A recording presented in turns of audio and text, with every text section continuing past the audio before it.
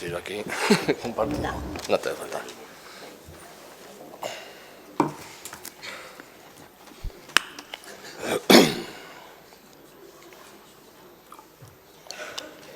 Estamos esperando. Arratsalde on, buenas tardes. Bienvenidos y bienvenidas a un nuevo encuentro de diálogos con la literatura, que por cierto me ha comentado que es el último encuentro de esta temporada. Al final ya comentaré cuándo se reanuda, que creo que es en septiembre. El tema de este encuentro es una mirada literaria a personajes históricos vascos. Y para que nos hablen de ello y nos diviertan y nos enseñen, tenemos a dos maestros de la novela histórica en el Estado, Toti Martínez de Lecea, José Luis Corral. Hace unos días, cuando me publicité en Facebook presumiendo de que iba a estar hoy aquí con ellos, pues puse algo así como que son dos autores más prestigiosos y más relevantes y más reconocidos de la novela histórica contemporánea en el Estado, y todos sabemos que es así. A estas alturas de la historia, y nunca mejor dicho, pues, ¿Y qué te contestaron? Pues que tenía mucha suerte en poder estar aquí con otros. Creo que durante 4 días he sido la persona más envidiada, por lo menos de Euskadi. A estas alturas de la historia, y nunca mejor dicho, posiblemente presentar a Toti y a José Luis puede ser algo que sobra, pero es un protocolo que hay que seguir y por eso lo voy a hacer de manera un tanto resumida. Con permiso de Toti, voy a presentar a José Luis, porque aunque ya conoce Bilbao y conoce esta casa, aquí ha estado en otras ocasiones, pues siempre quedamos bien atendiendo ese detalle con el invitado que llega de más lejos. José Luis Corral es un aragonés de Daroca, catedrático de Historia en la Universidad de Zaragoza. Ha obtenido premios como guionista, como autor de vídeos de la historia de Aragón. Fue asesor de la película histórica 1492, El descubrimiento. Y bueno, en su faceta literaria, pues tiene una trayectoria amplia, dilatada y muy exitosa. Desde su primera, hablo de memoria más o menos, de su primera novela, El Salón Dorado, en el 96, hasta la última, Los Austrias, El vuelo del águila, el año pasado, puede ser, pues cuenta con un buen número de títulos como Numancia, Trafalgar, El Cid, que debo decir que en su día me cambió bastante la visión que tenía sobre el Cid y sobre la historia en sí. El rey Felón, El médico hereje, y hoy es un placer tenerla aquí.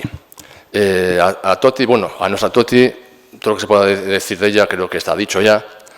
Es nuestra autora más prolífica, más leída, más vendida, más querida y más admirada. Desde sus inicios, en el 98, con la inolvidable Calle de la Judería. Como veis, la carrera de ambos es bastante similar en cuanto a fechas y en cuanto a títulos y en cuanto a éxitos.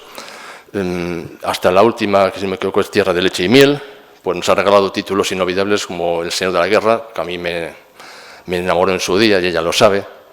La Voz de Luc, La Comunera, La Herbolera, Idaisa, Enda, un montón de novelas. Y todos callaron, que yo creo que es una de las que estás como más orgullosa de esa novela, ¿verdad? Vale.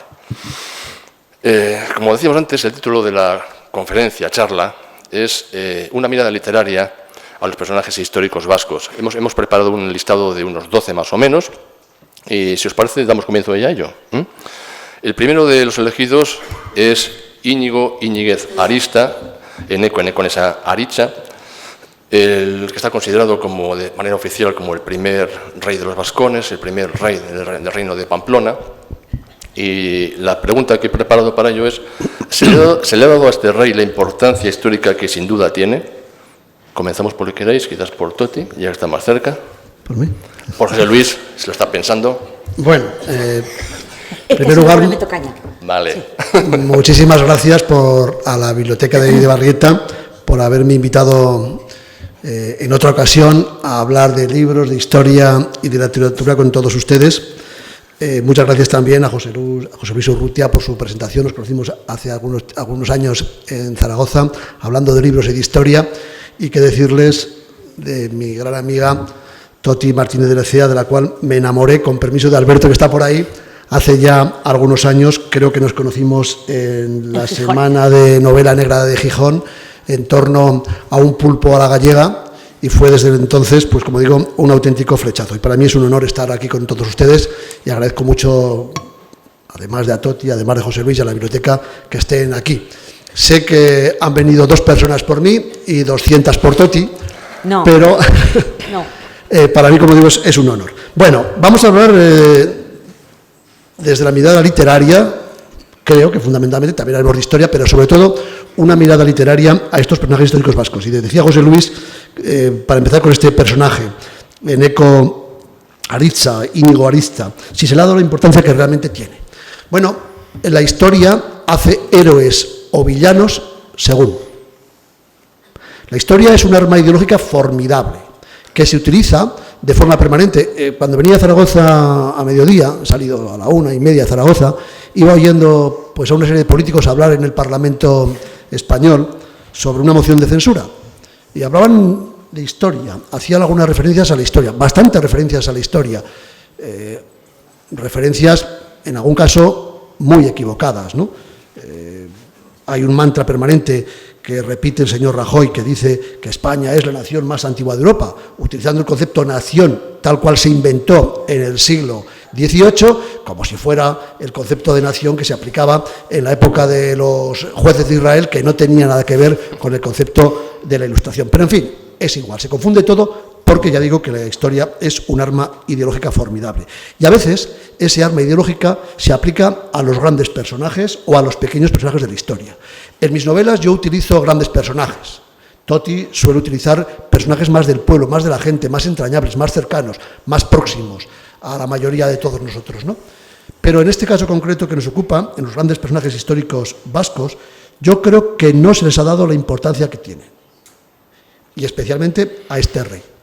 A un rey, es verdad que sobre Íñigo Aritza hay una serie de crónicas, probablemente muy falsificadas, probablemente muy inventadas, probablemente le atribuyen hazañas que nunca realizó, especialmente en la zona oriental de su reino, en lo que hoy es el norte de Aragón, pero desde luego es un personaje extraordinario, porque es un personaje que si hubiera sido originario de otro país, evidentemente hubiera tenido una mayor trascendencia.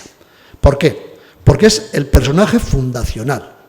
Todos los países suelen construir su mito fundacional a partir de 2 elementos fundamentales. Por un lado, un personaje, el fundador, el héroe, el personaje primigenio que construye, casi como una especie de pater familias, el origen del reino. Y en segundo lugar, un acontecimiento que protagoniza ese héroe. En el caso del españolismo más rancio en Castilla, sobre todo, hablo no de España, sino del españolismo, que no es lo mismo, el caso de Pelayo y Covadonga. Se inventan una batalla que no existió, la batalla de Covadonga es un invento de las crónicas de Alfonso III, 150 años después de la pretendida y nunca celebrada batalla de Covadonga, y el personaje que sí que parece que fue real, ¿no? Bueno, pues con Íñigo Aritza se crea un personaje en un mundo extraordinariamente importante porque es el germen de todo lo que va a ocurrir después en la historia de lo que hoy es España y Portugal. Bueno, si me apuran, Gibraltar y Andorra, ¿no?, de la península ibérica.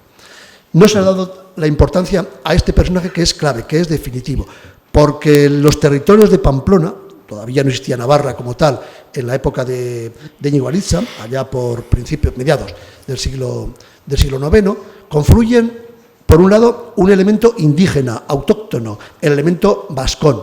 Por otro lado, toda esa serie de personajes, desde los Banu Qasi y otros, que pululan a mitad de camino entre el mundo tardorromano y el mundo musulmán. A España casi no llegaron árabes, En España hay muy pocos, llegaron muy poquitos árabes. Esa milonga que nos han contado de la Reconquista, de que llegaron, por lo visto, millones de gentes de bereberes norteafricanos o árabes del Yemen o árabes de Siria, y que arrinconaron a los visigodos y el resto de españoles de entonces, que no existía España, evidentemente, ¿no?, en las montañas cantábricas, y a partir de ahí comenzó la Reconquista. Eso es una milonga. Apenas llegaron árabes. Hubo un proceso de islamización. Bueno, pues en ese proceso de islamización Íñigo Aritza juega un papel fundamental, porque él está a mitad de camino entre todo ese conglomerado de gentes que no saben muy bien qué es, quiénes son los vascones en esa época. No tenemos casi fuentes, ¿no? ¿Quiénes son los musulmanes? ¿Por qué se convierte la gente al Islam? Muchos por conveniencia, la mayoría por moda. Bueno, pues es un personaje fundamental. No se ha dado apenas importancia y como hay muy pocos datos, es un personaje que puede ser fantástico para hacer una gran novela histórica. Como personaje literario, si hubiera nacido en otro país, desde luego tendría muchísimas novelas y mucha más trascendencia mítica literaria que la que tiene. Me toca. A ver, a los autores presentes en la sala, que ni se os ocurra escribir sobre Íñigo Aritza, porque lo voy a hacer yo. De alguna forma es verdaderamente Íñigo Aritza. No lo sabía, ¿eh? No, se me acaba de ocurrir oyéndote.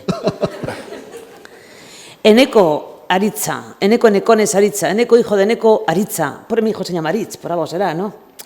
Que todo el mundo cree que es navarro y de eso nada. Nació en Bigorra, en la Bigorre, actualmente Bigorre francesa. El Bear, la Bigorre. Y es extraordinario que llegara a ser rey del primer rey vascón. Pero me recuerda mucho al mito de Ricardo Corazón de León. De Arturo. ¿Arturo?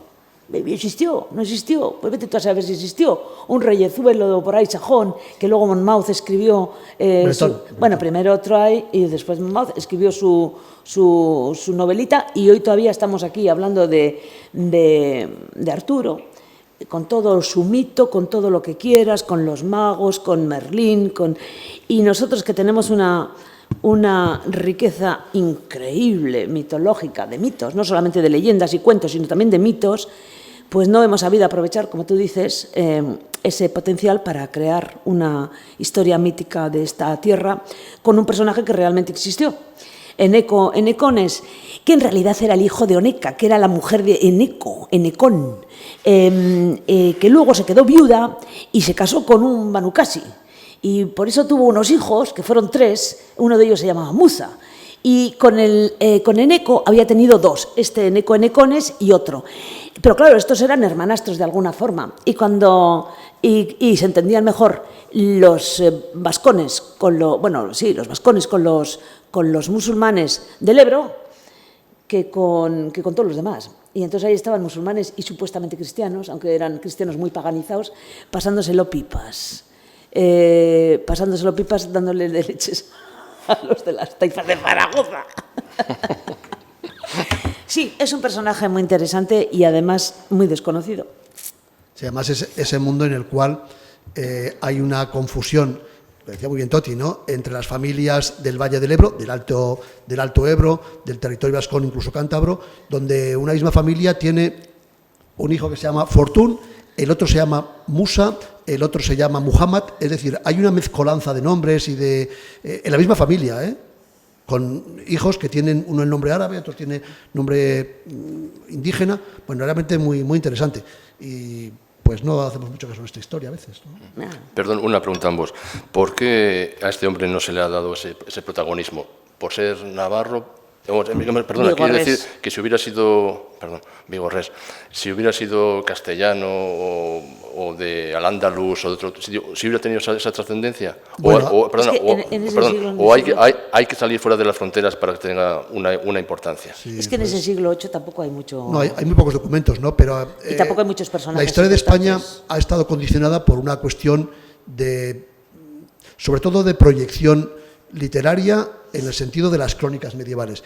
Y es que el idioma castellano, tuvo tanta potencia, se desarrolló tan deprisa, un fenómeno que habría que estudiar con mucha más profundidad y desvistiéndolo de elementos políticos y de creencias políticas, ¿no?, que se apoderó de todo lo demás.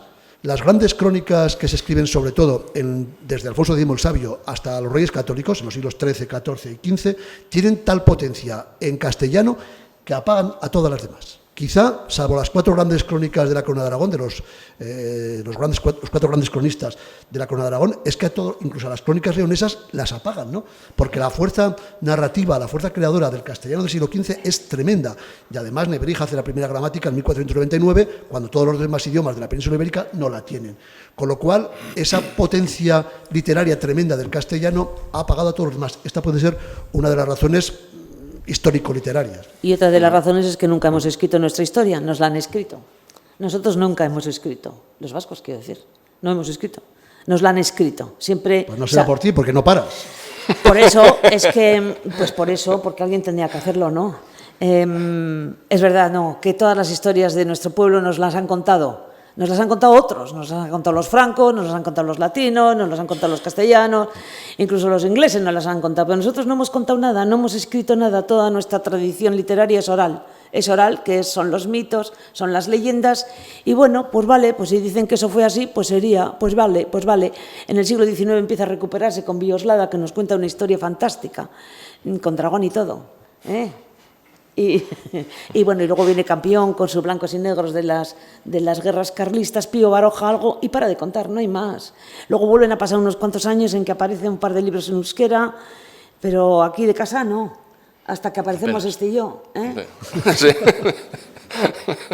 Y encima van y nos dicen que escribimos ese subgénero. Eso sí, es verdad, sí.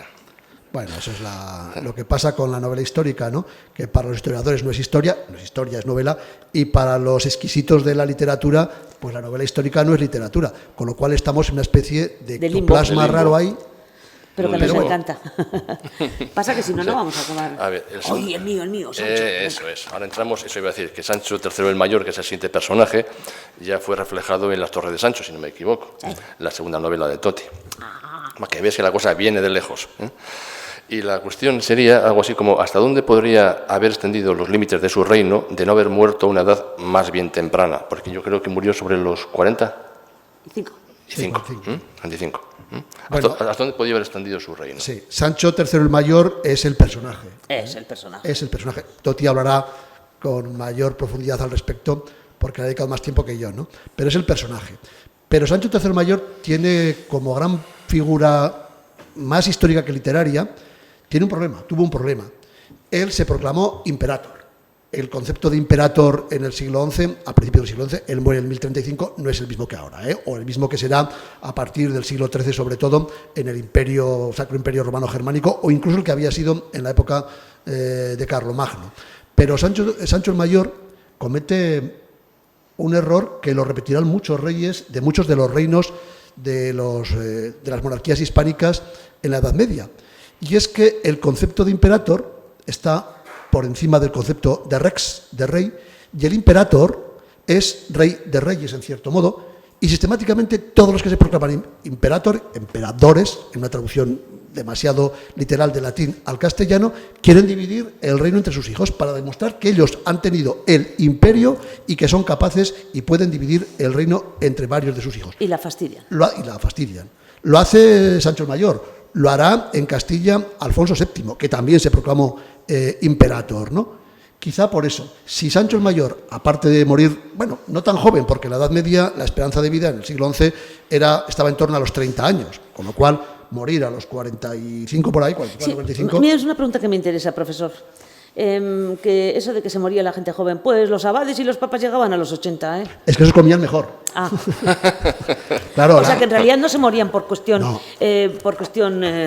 Genética, sino por hambre, por guerra, por pestes. Bueno, había muchas causas de muerte. La esperanza de vida es 30 años más o menos. La mortalidad infantil en la Edad Media podía estar en torno, el primer año de vida, al 50%, quizá más. Normalmente una mujer en la Edad Media solía tener una media de unos 10 partos y sobrevivían de media 2 o 3 como mucho. Una pequeña herida que ahora la curamos con un poco de mercromina, alcohol o agua oxigenada, en fin, alguna cosa de estas, en la Edad Media te podía provocar tranquilamente una infección y la muerte, la media de vida era muy baja, la esperanza de vida era muy baja. Los reyes habitualmente vivían más, como los obispos y los monjes, por muchas razones. Primero, porque trabajaban menos, y segundo, porque llevaban una buena dieta. Eso cambiará en la Baja Edad Media, cuando se ligarán a comer carne y todos morirán de gota. Pero en los monasterios es donde más se vive, porque la regla monástica implica también una serie, están en la regla del Cluny o la regla del Cister o la de los templarios, tiene una dieta alimenticia de que tienen que comer carne 3 días a la semana, pescado 3 días a la semana, verduras, frutas, vino. Está todo bastante bien organizado. Por eso vivían más, ¿no? Pero la esperanza de vida era muy corta. Volvamos al Sancho. Vamos al Sancho. Bueno, Sancho comete ese error de dividir el reino. Y claro, pues cuando un reino se divide entre sus 4 hijos, pues empieza a perder importancia. Hubiera podido ganar más territorio al Islam. Fíjense, Sancho el Mayor muere en 1035. 4 años antes, en 1031, se ha disuelto el Califato de Córdoba. Pero el Califato de Córdoba llevaba 30 años, prácticamente el reinado de Sancho el Mayor, en una descomposición muy avanzada, desde la muerte de Almanzor en el año 1002. Por tanto, era el momento, no se puede echar marcha atrás en la historia, pero si Sancho el Mayor hubiera aprovechado esa descomposición del Califato de Córdoba, esa debilidad tremenda del Islam en la península ibérica, del Andalus, para haber dado un paso más, probablemente no se podrá cambiar, pero probablemente la historia de la península ibérica hubiera sido diferente. Y a lo mejor, lo que será por un lado Aragón-Cataluña y por otro Castilla-León, a lo mejor hubiera sido el mundo vascón-navarro, pero esto nunca lo sabremos. José Luis, ¿fue por falta de tiempo o falta de visión? Falta de visión, yo creo que falta de visión. Ahora es fácil decirlo, ¿no? Ahora es fácil decirlo, pero claro, hay que ponerse la mentalidad del imperator, de Sancius Imperator totius Hispaniae, decía, de toda España. Ojo, cuando las crónicas medievales hablan de Hispania, no se refieren a España, porque incluyen Portugal, sino que se refieren a la Hispania romana. Es muy fácil confundir Hispania, que es un concepto geográfico romano, la península ibérica, eso es Hispania, con el concepto de España como Estado, como nación, como país, llámenle como quieran, desde por lo menos los Borbones hasta nuestros días, ¿no? Pero yo creo que fue un error de visión. A lo mejor no tenía otra posibilidad de actuar, ¿no? Yeah. Pero esa división del reino, ese decir, bueno, yo soy el imperator y voy a dividir el reino entre mis rex, entre mis hijos, que todos son reyes, ahora se ve como un error. Pero claro, habría que poner esa mentalidad de Sancho III hace 1000 años. Sí, además, ahí vino lo del tema de las herencias familiares, ¿no? Que siempre traen problemas. Siempre. Porque le deja a su hijo García el reino de Navarra, el reino de Pamplona, vamos. Luego le deja a Fernando, que lo ha casado con la de León, le deja el condado de Castilla. Luego le deja a otro Sobrarbe y Ribagorza. A Gonzalo. Y a Ramiro le deja Aragón. Y pocos años después, los hermanos peleándose porque yo me lo quedo, y acaban con el reino de Pamplona. Y acaban con yo me lo divido, yo me lo parto, yo me lo reparto. Este rey es un rey muy fascinante, porque además llega al trono siendo un crío. Muere su padre, llega al trono siendo un crío, lo educan los frailes, y bueno, tiene una abuela muy potente, muy fuerte, y cuando llega, se casa jovencito, con una condesa de Castilla, Mayor, o doña Mayor, y luego tiene todos esos hijos. Tiene un amante que también se llama Sancha. Esto de los nombres es un problema en las novelas históricas, porque es que todos se llaman igual. Para encontrar un nombre original, o te lo inventas y corres el riesgo de que te digan que ese nombre no se usaba, o pones Sancho, Sancha, Sancho, Sancha, Sancho el Viejo, Sancho el Joven, Sancho el Joven, Sancho el Viejo. Bueno, pues fíjate, estos se llamaban Sancho y Sancha. El uno era navarro y la otra era castellana. Bueno, pero hay una historia muy bonita ahí que yo la cogí. A mí no me gusta demasiado meterme, porque siempre metes la pata con un personaje histórico muy documentado, y este lo está bastante documentado para lo que están en la época, porque puedes meter la pata. ¿Y por qué no sabes? Si no puedes llevar a un rey, a un personaje, a un sitio que no sabes si estuvo y siendo real el personaje, por lo tanto yo me invento otros personajes alrededor que son los que verdaderamente se mueven a mi gusto, ¿no? Y fue la época, en lo que a nosotros concierne, del señorío de Vizcaya y el señorío de Guipúzcoa, que fueron nombrados los señores, el primer señor de Guipúzcoa, el primer señor de Vizcaya, fueron nombrados por Sancho III el Mayor. De estos dos personajes, Íñigo Ezquerra y García Senaris, pues no se sabe nada. Bueno, pues yo me los invento en la novela, pintaban, papán, y salen. Y luego resulta que lo voy a presentar, la novela, y fíjate, hace ya 16 años, y me sale un señor diciéndome a ver de dónde he sacado yo la biografía de García Senaris, primer señor de Guipúzcoa. Y digo, pues me la he inventado. Y entonces coge el otro y me dice, eso no se puede hacer. Y le digo, pues dígame usted de quién era hijo, de quiénes era hijo, dónde nació, cómo vivió. Es que no se sabe. Le digo, pues entonces, ¿qué más le da a usted? Que yo me la invente. Pero es que le ha hecho usted hijo de una puta. Y digo, como si quiere hacerle hijo de un obispo. Todo es posible. Y el hombre se levantó y se marchó muy enfadado.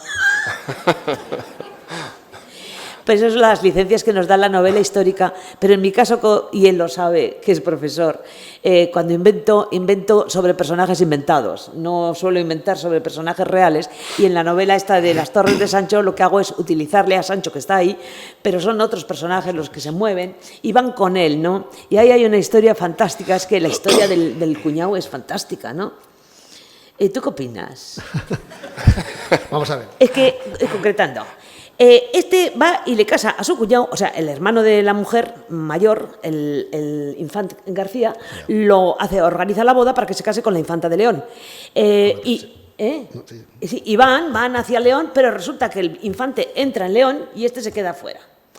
Y al entrar en León, justo delante de la iglesia, de la catedral, que le está esperando la infanta y toda la corte, le atacan los Vela. Los Vela son de una familia alavesa, a los cuales un antepasado del infante García pues les había quitado el condado de Álava.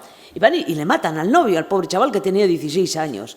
La infanta sale ahí llorando y echa una desgraciada. Y luego Sancho y estos huyen y Sancho los persigue.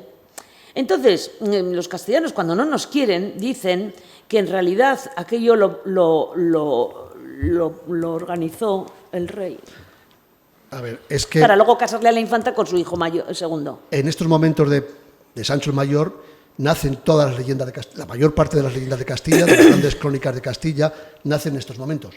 Porque estamos fines del siglo X, principios del siglo XI, un momento en el cual se construye un artefacto historiográfico absolutamente mítico, que es el condado de Castilla con los condes de Castilla. Fernán González, el último conde de Castilla, García, que es el que es asesinado en estos momentos, no en 1017, si no recuerdo mal.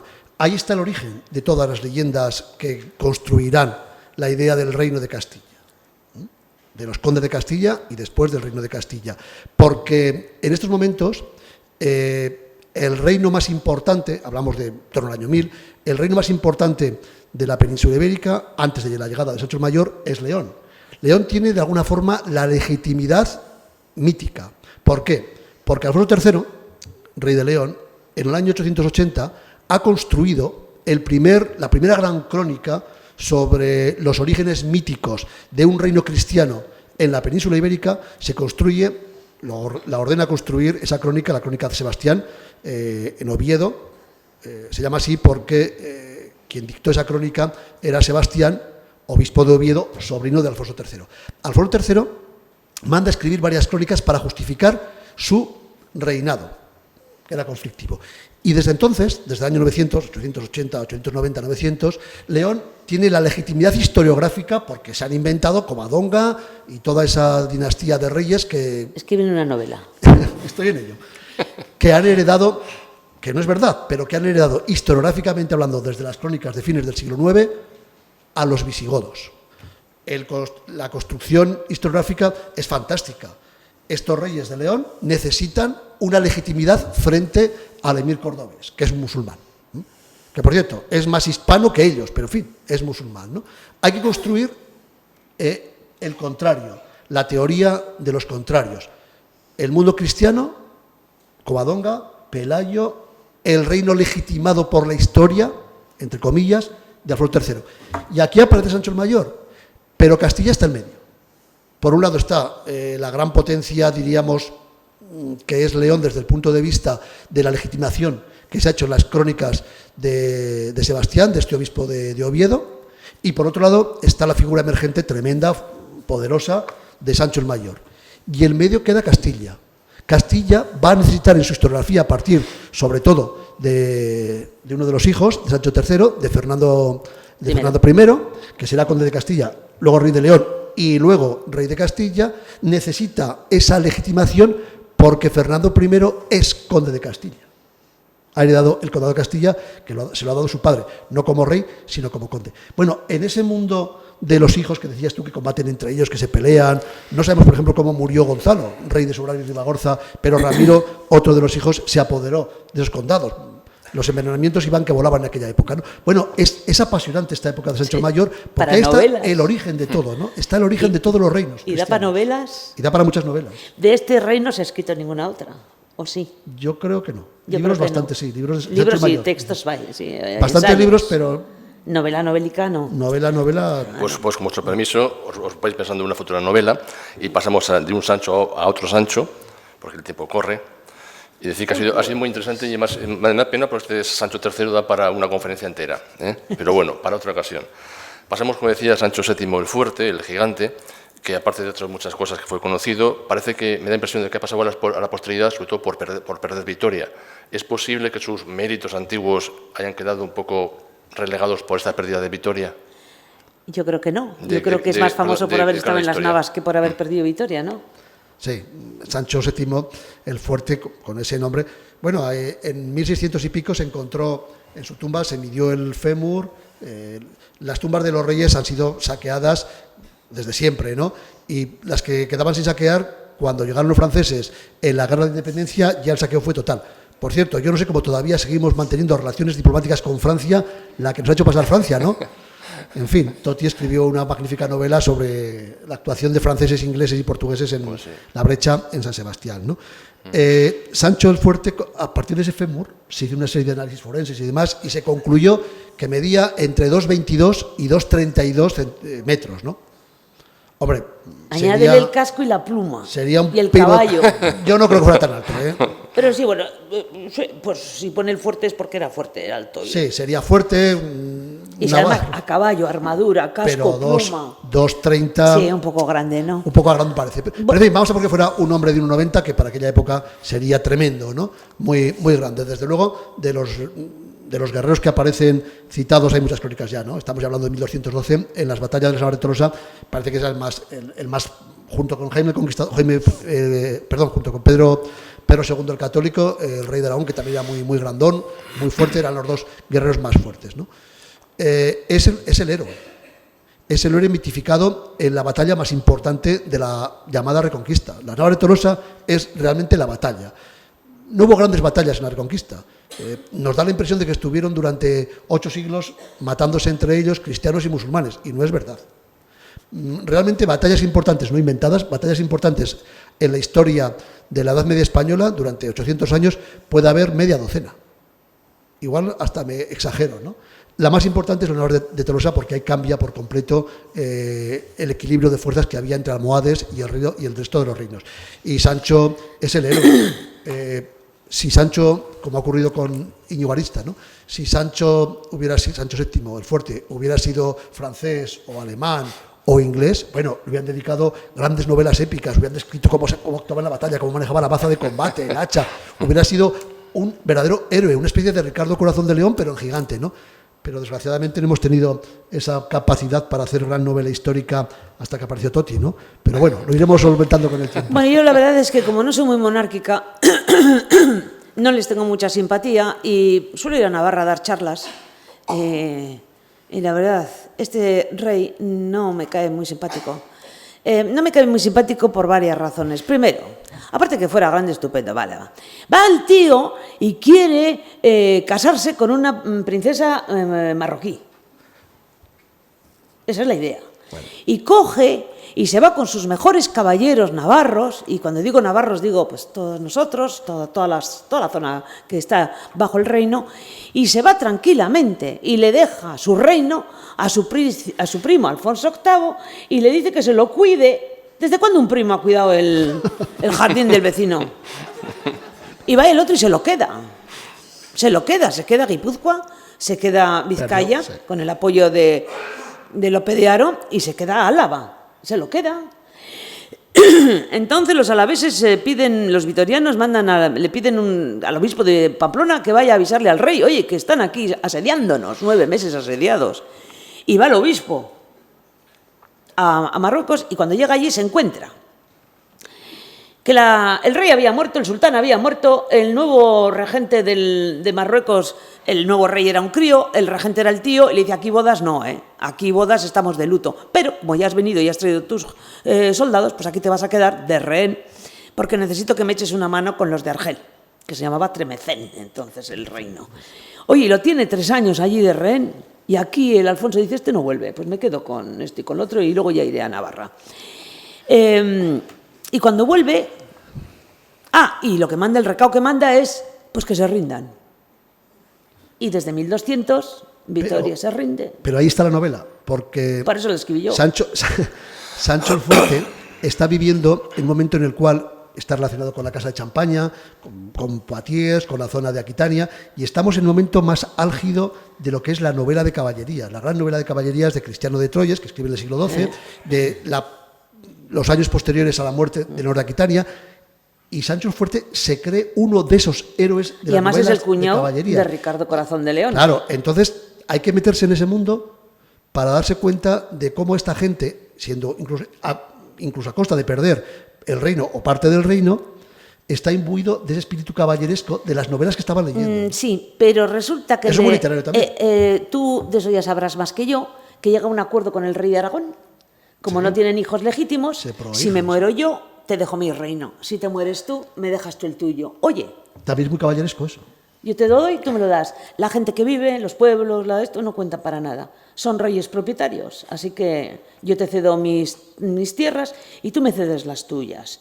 Resulta que se muere el Sancho I, el Sancho III, el Sancho VII, pero se muere primero. Y el otro, el aragonés, que es Jaime, ¿no? Jaime el Conquistador. Jaime el Conquistador dice, a ver, navarros, que me deis Navarra, que este me lo ha dejado. Y entonces los navarros le dicen, pues que te enteras. Y se van a buscar a un sobrino, a Francia, y nos traen un rey francés, que le importa un pito esto. Teobaldo, pero es más ser rey que ser conde. Sí. Y ahí tenéis otra novela que he escrito. Me voy a quedar ya sin material. No, queda mucho todavía. No. Venga, Aún queda gente. Pasamos a la siguiente, y esta ya en esta ocasión es una mujer, doña Toda de Navarra. Yo conozco la novela de Ángeles Irisarri. No sé si para alguna más. El viaje de la reina Toda. No creo que haya más. Yo no conozco más, desde luego. No. Y la cuestión es, la historia de esta reina puede ser el mejor ejemplo de cómo a veces la realidad de una época es bastante diferente a lo que habitualmente pensamos. Era tía del califa Abderramán III, hay unas relaciones bastante fluidas entre el reino castellano y el musulmán, petición de favores que se conceden con intereses. Ese cuadro que a veces pensamos es diferente a lo que era en realidad. Totalmente diferente a lo que nos han contado, ¿no? Abderramán III, el rey más moro de toda la morería, el gran califa de Córdoba, era rubio, tirando a pelirrojo, con los ojos azules. Madre navarra, abuela navarra. Y bisabuela y tatarabuela. Claro, y además aquí había muy poca sangre, como les he dicho, muy poca sangre semita, muy poca sangre árabe, ¿no? De familia navarro, claro. Si toda su familia era del norte, o navarros o franceses del norte. Nos han contado esa especie de engaño, del moro, de enfrentamiento.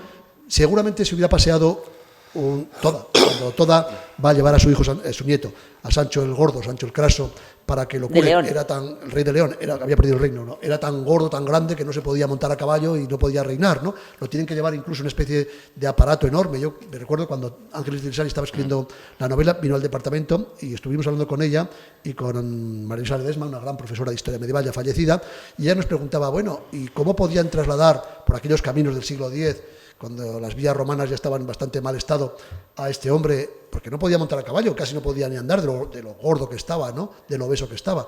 Bueno, pues en una carreta, claro.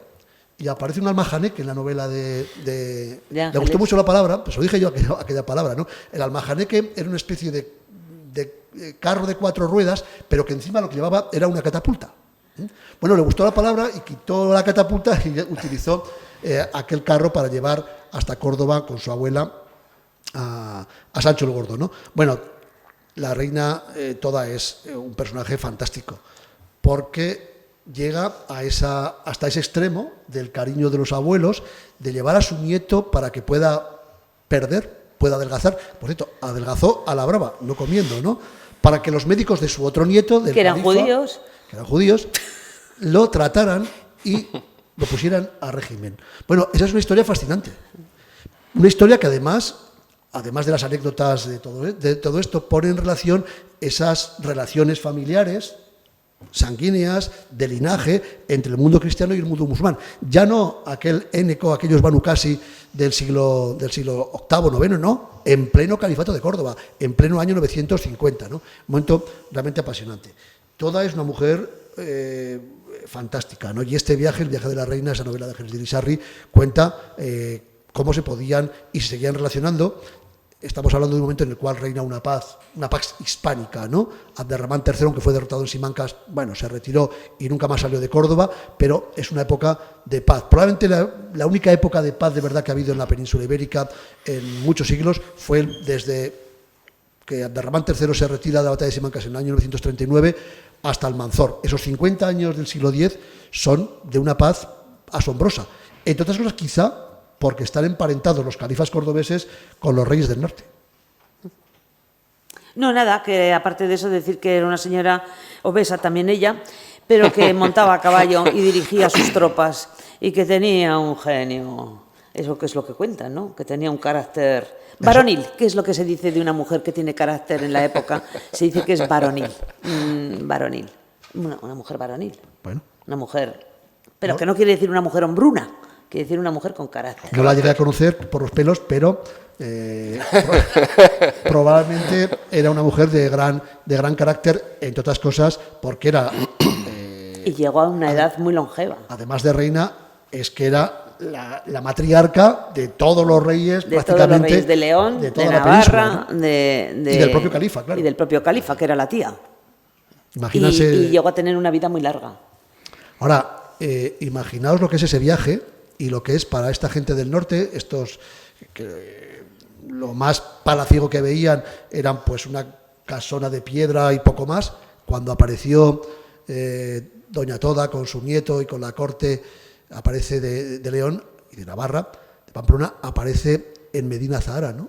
Una ciudad de cientos de hectáreas construida a 10 kilómetros de Córdoba para ser literalmente la representación del paraíso en la tierra, ¿no? Con los jardines, los aromas, los sirvientes, las bibliotecas, el lujo extraordinario, la biblioteca. Claro, aquí las debe fuentes ser de agua, los conductos, un mundo tremendo, ¿no? los vertederos de agua, las luces. Luchas con agua caliente, Los baños. hospitales. Claro, aquello tuvo que ser realmente una especie de choque de dos mundos tremendo, ¿no? Seguro. Bueno, pues pasamos de Toda a Blanca de Navarra. Y también Toti creo que la tocó otra reina y también creo que es también en sí, esa una me gusta tuya. también, la Blanca de Navarra, porque tiene también que ver con Teobaldo, ¿no? No, es que, No, es que Perdón, hay varias perdón, blancas de Navarra. ¿Cuál de las blancas has elegido? ¿La del Pacharán? Os planteo la pregunta. Es que cuando pone Pacharán Blanca de Navarra Sí, es siempre que es la está, misma. en el guión está un poquito. Yo Sí. creo que por lo que dices, te refieres a Blanca de Navarra, la mujer de Juan II Sí, y de Martín. sí, es correcto. La madre de Carlos de Viana. Es que hay varias blancas de Navarra. Eso es la madre de Carlos.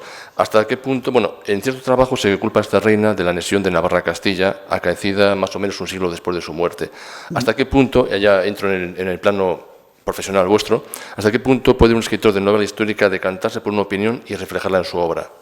Me imagino que dependerá de cuánta documentación exista, hasta cuándo puedas Blanca inventar de o Navarra opinar. escribió Villoslada, una novela. Villoslada Hay escribió- varias. Hay A varias. ver, ¿cómo te decantas hacia una, por ejemplo, Blanca de Navarra es una mujer que nace a finales del siglo XIV y es esposa de Martín el Joven, el heredero de Martín el Humano, el último rey de la corona de Aragón antes de la dinastía de los Trastámara, que muere en 1410, el que dio origen al compromiso de Caspe. Bueno, pues Martín el Joven es su hijo, rey de Sicilia, con el cual se ha casado Blanca de Navarra.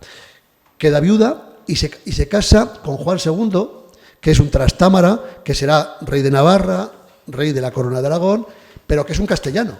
Y Es un además ella le Trastámara, lleva 13 años. y es más mayor. No creo que tuviera mucho que ver ella en que Navarra perdiera su identidad histórica como... Pues sí, sí que tuvo que ver con su testamento. Sí, hombre, sí. Yo creo que no. Así, resumiendo. Blanca hereda de Carlos Aquí III. discrepamos. Debate. Por Blanca fin. hereda de Carlos III de Navarra, hereda el reino de Navarra. El Trastámara este, que es el Juan II. el Juan II, que entonces no es rey, se casa con esta heredera. Y es rey consorte. Luego resulta que acaba siendo rey de Navarra. Vale. De Aragón, perdón. Tú, Rey de como Aragón. has escrito en Los venenos para la corona y aparece el príncipe de Viana y Juan II, Sí. le tienes cierto... Sí, en veneno para la corona, pues sí. Pero es que resulta que luego se muere Blanca. Se muere Blanca. Y este hombre se casa con una mujer 23 años más joven. Como había estado con una vieja 13 años mayor, pues ahora se casa con Blanca. Este Fernando tiene... No, ¿cómo dices? Juan. Juan tiene 3 hijos, que son Carlos de Viana, Blanca y Leonor. Y luego con la Juana Enríquez, pues tiene a Fernando el Católico, que luego se le llamará el Católico, y otro. Es decir, Fernando y Carlos son hermanos, pero Carlos es el mayor y es el heredero. Pero Blanca, en su testamento, pone, Blanca de Navarra, que el reino irá a su hijo mayor si su padre así lo quiere. Y el padre va y dice, pues no lo quiero. Y no lo quiere. Y el pobre chaval, el Carlos de Viana, se pasa toda su vida peleando contra su padre para recuperar sus derechos, su derecho a ser el rey de Navarra y su derecho a ser el primogénito de su padre para recibir la corona de Aragón. Pero ahí está la Juana Enríquez por medio. Lo hemos visto en las sagas chinas, en las sagas, francesas, en las sagas de todas partes, como hay mujeres que matan a los hijos de del primer matrimonio de sus maridos para que hereden. Lo hemos visto hasta en los caseríos, siempre donde ha habido un negocio. Y la señora, la segunda esposa, ha visto que el negocio, el reino o la propiedad iba a ir al hijo mayor del primer matrimonio del marido, pues se lo ha cargado. No siempre, pero bueno, en muchas ocasiones. Y en esta ocasión, la Juana Enríquez se carga al Carlos Príncipe de Viana. Hombre, está más claro. Juana tenía una ventaja sobre todos los demás. Es que era la mujer más rica de todos los reinos de la península ibérica. Pero ser reina majo. Bueno, pero ser muy rica, tener muchísimo dinero, supone comprar... Ahora no pasa esto, ¿eh? No. Ahora estas cosas no pasan. Pero en el siglo XV sí, ¿no? Y Juana Enríquez compró muchas voluntades. Y además había una alianza tácita entre la gran dinastía de los bastardos Trastámara para llegar a hacerse prácticamente con el control de toda la península ibérica. Lo consiguieron con la unión dinástica de Aragón y Castilla, con el matrimonio de los dos Trastámara, los dos primos, que eran Fernando e Isabel. No lo consiguieron, pero casi, con Portugal, y más tarde anexionaron Navarra. Pero ahí interviene, en términos actuales, la pasta, el dinero, ¿no? Y Juana Enríquez tiene mucho dinero, además de todos los intereses que había. Pero yo creo que aquí la pobre Blanca no tiene mucho. A ver, no lo sé, porque luego resulta que cuando muere Carlos, la heredera es Blanca, la segunda hermana. Y a esa heredera también la envenenan. A esa sí que la envenenan. Se supone que es su hermana Leonor, la tercera, de acuerdo con su padre. Y luego, total, que Leonor dura 15 días cuando consigue el trono. Y también muere envenenada, seguro. Bien, yo cuando estaba escribiendo Veneno para la corona, pues nada, estaba en la mar de seria leyéndome todo un estudio forense, ¿cómo se llama esto? ¿Un informe forense? ¿Un documento forense? Un documento forense que hablaba de lo que hemos comentado antes, que cuando llegan los franceses, estos los reyes condes, reyes de Aragón, Cataluña, los condes están enterrados en Poblet. Y entonces llegan los franceses, abren las tumbas, cogen los huesos, juegan a las tabas, y luego cuando se marchan los franceses, los frailes con el médico del pueblo van juntando cadáveres. Y dice, esto parece una pierna, esto pues parece que tiene el mismo tamaño. Y bueno, van juntando huesos y van reconstruyendo esqueletos o restos y los van volviendo a meter. Resulta que hace poco, con esto de los ADNs y demás, pues se les ha dado por abrir tumbas y examinan el cuerpo del supuesto príncipe de Viana, y yo, leyéndome el informe, va y dice que es un cuerpo medio hombre, medio mujer. Que tenía huesos de hombre y huesos de mujer. Tendría pelvis o qué. Y digo, ¿qué cosas? Un puzzle. Bueno, y luego como venía así, pero es que pasó esto con los franceses y tal, y luego lo recuerdo. Ah, vale. Va, sigo leyendo. De todas formas, estos huesos pertenecen a un hombre de unos 40 años, o sea, a un hombre, mujer de 40 años, que es la edad del príncipe de Viana, y de otros 4 millones de ciudadanos que se morían a esa edad, como tú bien has dicho. Y luego va y añade, y además no hay resto alguno de arsénico ni de posible veneno. Y digo, vaya, me han fastidiado la novela. Yo ya llevaba media novela y digo, pues me la han fastidiado, ahora voy a tener que empezar otra vez. Y luego me leo el pie de página que dice que una vez hecho el ADN no tenía ninguna relación los huesos encontrados en la tumba del príncipe Carlos con la familia real navarra. Pues si ese no es de la familia Navarra, lo envenenó, que queda muy bien. Porque Juan Enríquez, una vez muerto Carlos, como había ese rumor entre la población, sobre todo en Aragón, que apoyaban mucho a Carlos, mandó a sus médicos, y sus médicos certificaron delante de todos que por supuesto no había sido envenenado. ¿Pero qué iban a hacer los médicos de la reina? Sí, la que nos ha mandado y nos ha pagado, pues es la que se ha encargado de cargárselo. No, aquí no hay nada. Bien, como yo escribo novelas y tú escribes ensayos además de novelas, pues tú en tus ensayos no puedes poner esas cosas, pero yo en las novelas sí. Y queda de cine. Porque ¿sabías tú que Juan Enríquez estaba en Sangüesa, cuando estaba a punto de dar a luz al Fernando? Y como los aragoneses estaban hartos de los castellanos, dijo, pues que me nazca un hijo en Aragón y así podré reclamar, cuando su hijastro estaba vivo, así podré reclamar el trono de Aragón para mi hijo.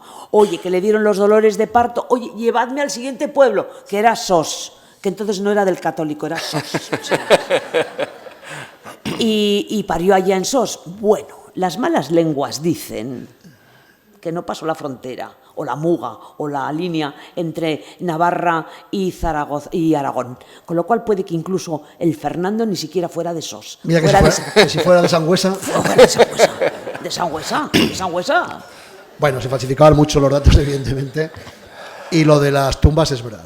El saqueo, como he dicho antes, de las tumbas en la historia de nuestro país ha sido tremenda.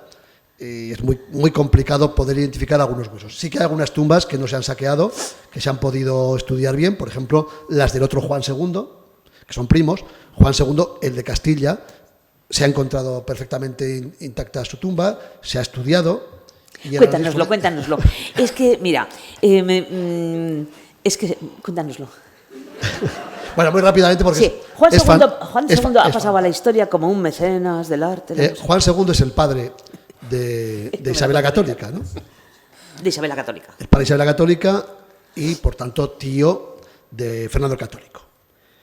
Juan II, rey de Castilla, ha pasado, según las crónicas mandadas a escribir por su hija, por Isabel, ha pasado como el perfecto caballero cortesano del siglo XV. Es un hombre guapo, que sabe bailar muy bien, sabe cantar muy bien, es un hombre elegante, bueno. Caza de cine. Monta a caballo, etc. Es vago como el solo. En una crónica aparece que hace una entrada real en Ávila a lomos de una mula. Una mula es mucho más fácil de conducir que un caballo, es menos complicada, ¿no?, a la hora de cabalgarla. Pero se usaban. Bueno, pues se ha encontrado el cadáver de Juan II y han hecho un análisis forense extraordinario unos colegas que está en la forenses Cartuja. de la Universidad de Valladolid, la Cartuja de Miraflores, sí. Juan II, con una edad por los huesos entre 8 9 años, tuvo un tremendo accidente, seguramente una caída del caballo. A los reyes, a los príncipes, desde muy pequeños les enseñaban evidentemente equitación, etcétera, ¿no? Bueno, pues se vio caer de un caballo o algo parecido y se fracturó de una forma muy complicada el fémur de la pierna izquierda. Se le soldó tan mal el fémur que tenía, en vez de soldárselo de forma directa, de forma solapada, con lo cual tenía una pierna muchísimo más corta que la otra. Con lo cual, bailar, imagínenselo, ¿no? Montar a caballo mal. De hecho, en las crónicas aparece ahí la mula siempre. A resultas de esa misma caída, tuvo un golpe tremendo en la cabeza, en la cara, y tenía todo el lado izquierdo absolutamente desfigurado. Se había roto la escápula del hombro izquierdo.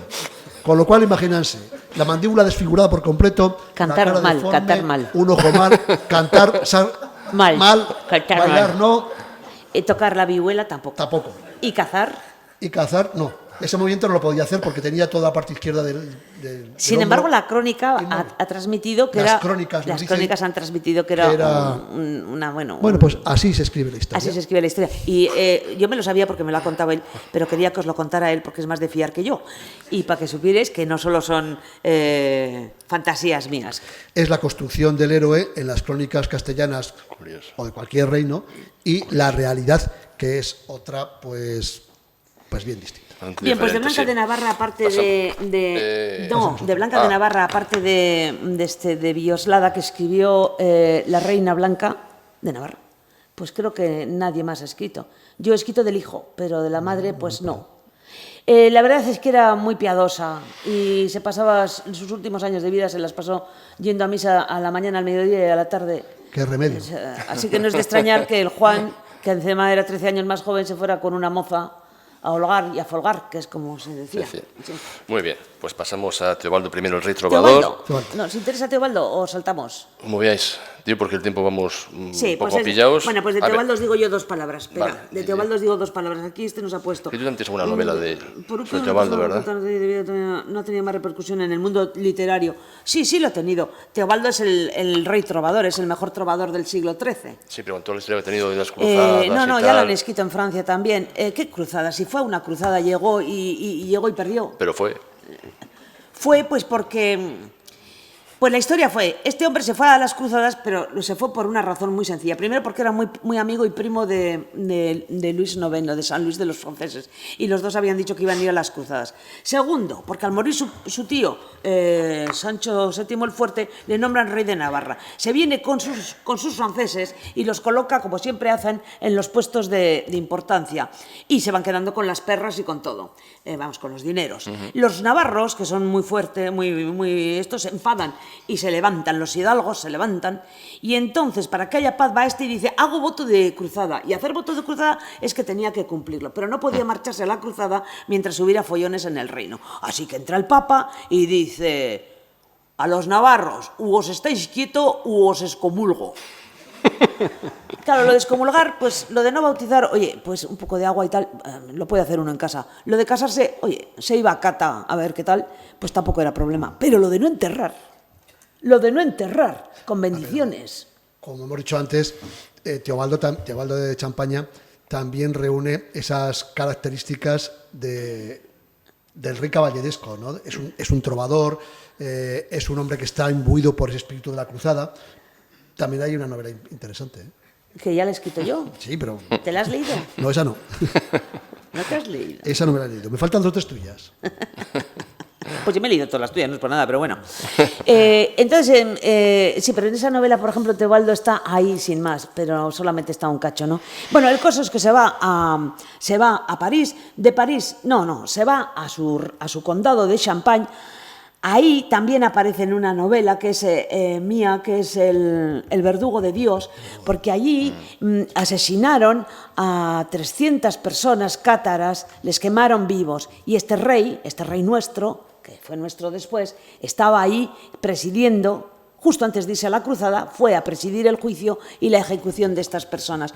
Después, tranquilamente, se fue a París, quedó con su primo que le traería una reliquia, se bajó a Marsella, se montaron en los barcos y a San Juan de Acre. Nada más llegar a San Juan de Acre, dijo que iba a conquistar Damasco. Y los templarios y los hospitalarios le dijeron, ¿tú de qué vas?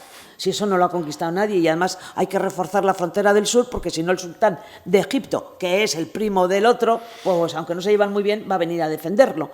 Se fueron taca, hasta Gaza. Oye, llegar y en una hondanada pusieron las tiendas de campaña y comieron, bebieron y se fueron a dormir. Y al día siguiente estaban rodeados por los musulmanes, bueno, por los ¿qué? Tranquilo, por los de... Total, que acabaron con no ellos. Vamos ni por la mitad, ¿eh? Y nada, un año después estaba de vuelta, lleno de reliquias, eso sí. Bien. Venga, sigue. Saltamos a Diego López de Haro, el llamado El Intruso. Bueno, vamos a hablar de él porque estamos en Bilbao. Por eso es. El Intruso. ¿Hasta qué punto es lícito juzgar hoy en día, con nuestra mentalidad, a alguien que hace 700 o 800 años hizo una serie de cosas? Claro, juzgar a situaciones históricas o personajes históricos desde ahora es ventajista, ¿no? De hecho, es hacer presentismo. Nosotros no podemos juzgar ahora con la mentalidad de hombres y mujeres del siglo XXI, personajes, circunstancias, ideologías, las podemos explicar, entender, pero claro, es como si hiciera una novela sobre una mujer del siglo XV y hablara de feminismo en el siglo XV. Pues no, porque ni existía la palabra, ni se había inventado, ni a nadie se le ocurría esas cosas, ¿no? En este caso concreto de Diego López de Haro, el fundador de Bilbao, pues tendríamos exactamente lo mismo. Él es un castellano, él es un señor de Castilla que lo que está haciendo es llevar a cabo una política en la cual Castilla ha entrado en crisis a partir de la muerte de Alfonso X el Sabio, pero Castilla necesita una serie de puertos en el norte, en el Cantábrico, para exportar la lana. Y es una política puramente económica de la expansión comercial castellana. Estos grandes magnates, Lope de Haro y otros muchos, ¿no? Estos grandes magnates castellanos del siglo XIII, del siglo XIV, tienen tierras, pero también tienen mucha ganadería. Y uno de sus negocios es la lana. Se puede presentar, insisto, se puede explicar de muchas maneras desde la actualidad, pero se puede presentar como se quiera, pero yo creo que es una pura decisión económica. Fundar puertos, Santander, Bilbao, en el norte, para sacar la lana, porque había que sacar la lana para venderla y para comerciar con ella, con Inglaterra y sobre todo con los Países Bajos, ¿no? Pero se le llama el usurpador porque le quita el puesto de señora de Vizcaya a su sobrina, que era la que le tocaba. Bueno, eso es a más, ¿no? Pero en el fondo... Y porque además de vez en cuando firma con los navarros, luego firma con los castellanos, vuelve a firmar con los navarros, en fin, al sol que más calienta. En el fondo, yo creo que en estos momentos hay una cuestión de fondo económica. Siempre es un fondo. Pero aquí más todavía, ¿no? Porque estamos en un momento en el cual Castilla ha entrado en una crisis tremenda. De hecho, la muerte de Alfonso X el Sabio, la crisis política, bueno, Castilla en toda Europa, ¿no? Y hace falta más renta feudal. Esta gente, Lope de Haro sobre todo, ¿no?, está obsesionada por mantener la renta feudal. Claro, cuando disminuye la producción de grano, por la crisis del siglo XIII-XIV, ¿no?, disminuye la producción de grano, disminuye la producción de ovejas, hay hambrunas, hay malas cosechas. Peste negra. La peste, el noble necesita mantener la misma cantidad de renta. ¿Cómo lo consigue?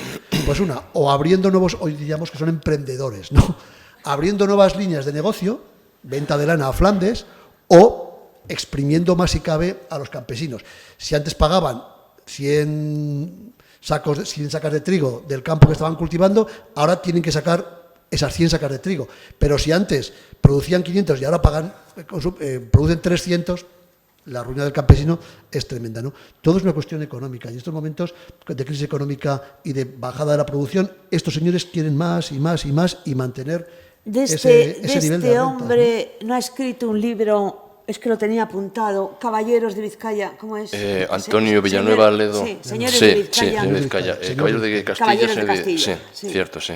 Pues es para que sepáis que sí hay un libro sobre él. No, pero la pregunta que decía José Luis, eso de juzgar desde ahora a estos personajes, es muy complicado. Es complicado. Y yo creo que hasta sería hasta cierto modo injusto. Bueno, por diferencia de criterios. Claro. ¿Queréis hacer alguna pregunta? Porque nos han dicho que teníamos que hablar solo 3/4 de hora y llevamos 1 hora, pero es que tenemos más personajes. A saber... Yo os propongo que dan 5 personajes. Vale, vamos a hacer rápido. Hacerlo de una forma más rápida, procedemos un turno de preguntas, porque hay gente que ha venido de fuera y tiene que coger el metro. Lope de Aguirre.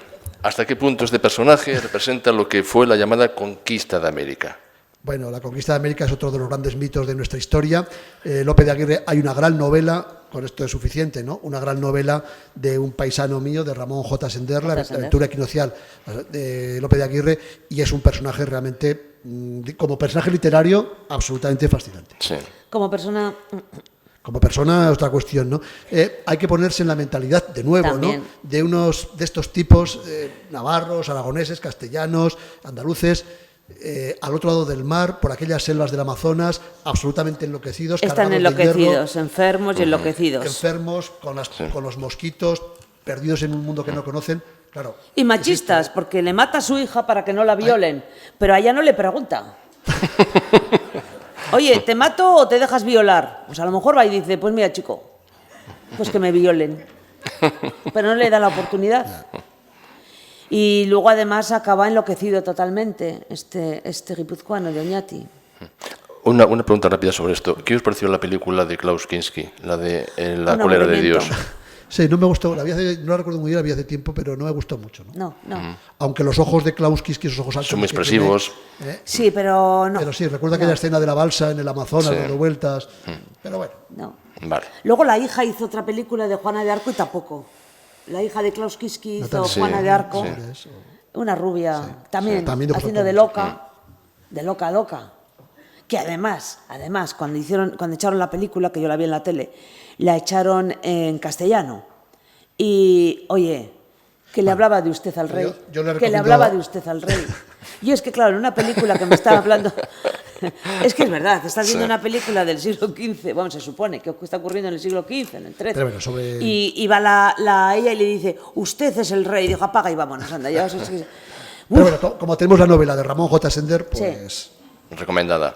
Recomendable. Pasamos a Juan Sebastián Elcano. Su circunnavegación del globo se puede considerar una de las grandes gestas del mundo de la navegación. Hombre, lo que hemos dicho antes en varias ocasiones, ¿no? Imagínense que Juan Sebastián Elcano Es inglés. fuera de Londres, ¿no? O de Edimburgo, o escocés de Edimburgo. Pues habría, no novelas, habría películas, novelas, series de televisión, sería tremendo. Es una de las grandes gestas de la navegación mundial, de todos los tiempos, ¿eh? Es durante 3 años, dar la vuelta al mundo. Bueno, comenzó Magallanes, luego la acabó él, pero es una gesta fantástica. ¿Hay alguna novela sobre...? Hay muchas. Sí, sobre hay viajes? más de una, sí, hay más de Una una. sobre Sí. toda la... Bueno, Yo solo puedo decir que el monumento que tiene en Guetaria es feísimo. Sí, ciertamente.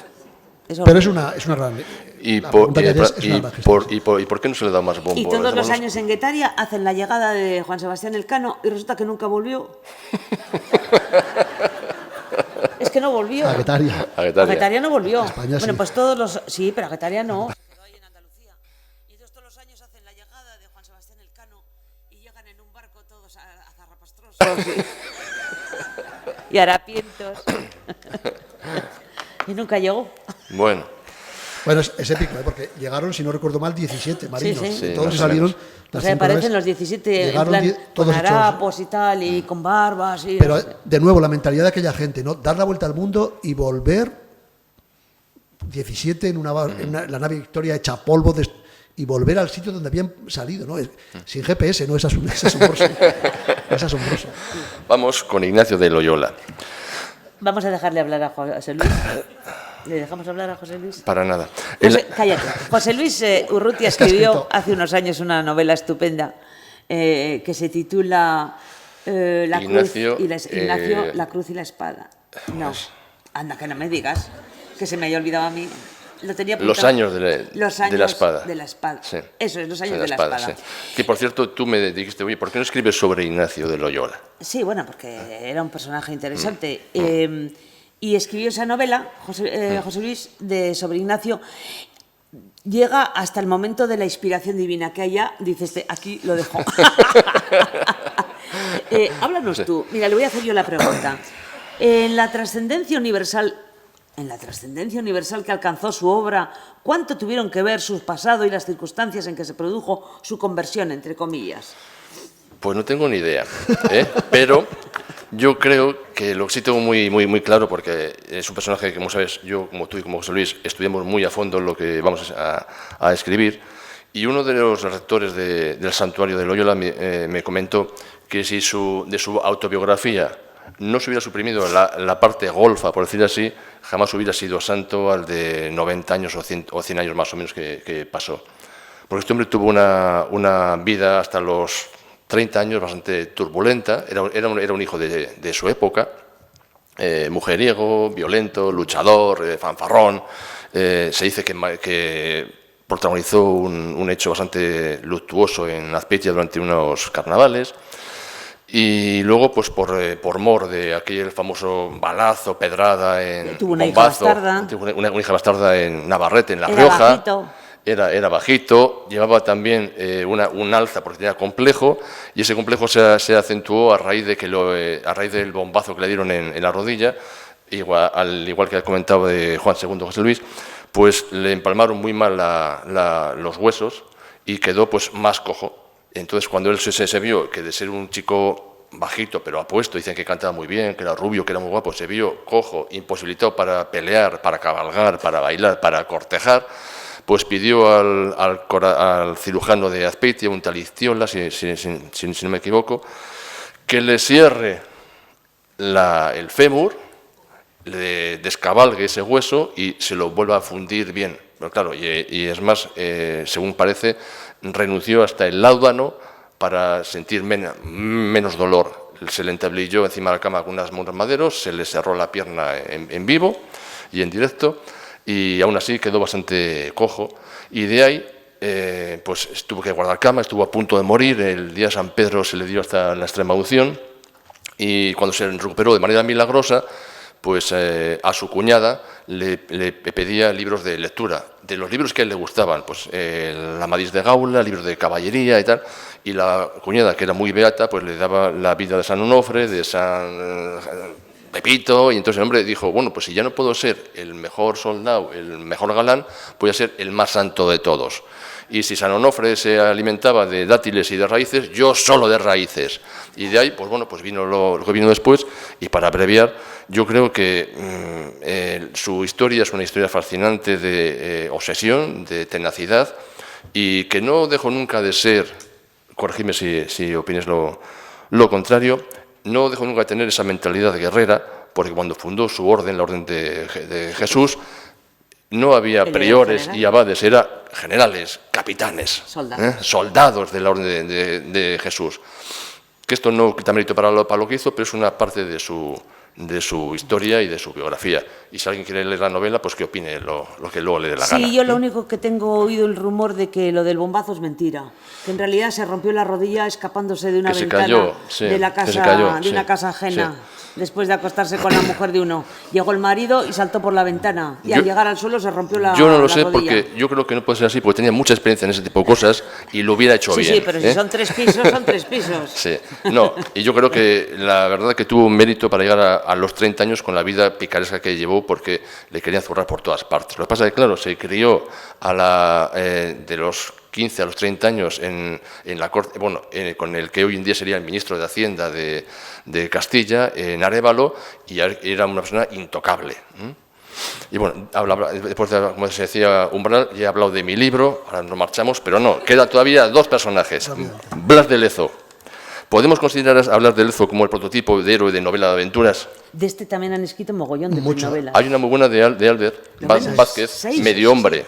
Que debe ser... Y más, hay unas 7 novelas. Por lo menos. Y por cierto, acaba de presentar una novela sobre Blas de Lezo.